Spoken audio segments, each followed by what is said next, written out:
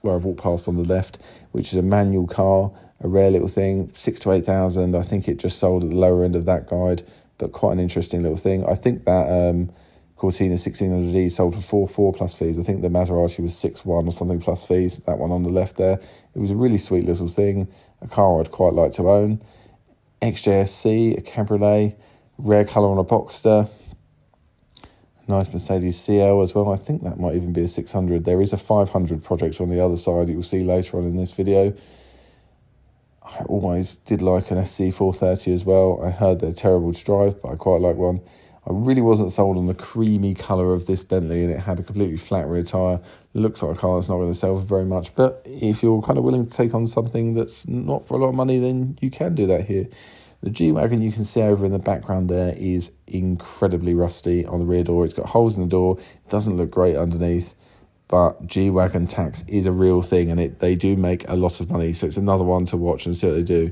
Not that you'd be able to take it out and drive it, you would need to do something with it before it was roadworthy, in my view. Quite a few Volvos in this auction as well. Not sure why that is. Sometimes you do get, especially with Anglia, it's that there is a collector, let's say, or a hoarder, if you want to use another term, that's passed away, or they decided to downsize and get rid of their collection. You get a whole mixture of the similar type of car in here. Hopefully I never end up being one of those people, but I wouldn't be surprised either. And sometimes it gets to see something that's quite interesting, and they have a rare one or two of something, and then they all turn up.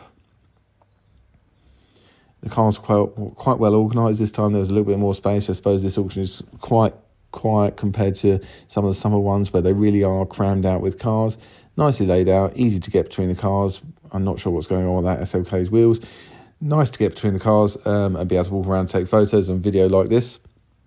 There is also a Gumball Rally Mercedes S-Class later on in the auction, which is, sorry, there was a Lotus Carlton there, which is badged as an S600, a V12 car, but is actually an S320, and it's got a very interesting kind of wrap on it.